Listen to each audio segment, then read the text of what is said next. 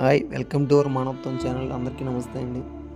కరప మండలం గురజనపల్లి గ్రామంలో ఒక కోతికి అనుకోకుండా కరెంట్ షాక్ తగలడంతో నాకు సమాచారం తెలియజేశారు. నేను వెంటనే వెళ్ళి ఆ కోతి పరిస్థితిని చూశాను. అయితే కోతి పరిస్థితి బాగోకపోవడంతో అక్కడ ఉన్న నందు చిన్నారి బ్రదర్ కూడా నాకు చాలా సాయం చేశారు. ఆ రోజు నైట్ ఇటు ఏ ఇబ్బంది లేకుండా కుక్కలు దాడి చేయకుండా ఒక చోట భద్రంగా దాన్ని నైటు అయిపోవడంతో అక్కడ ఉంచాము.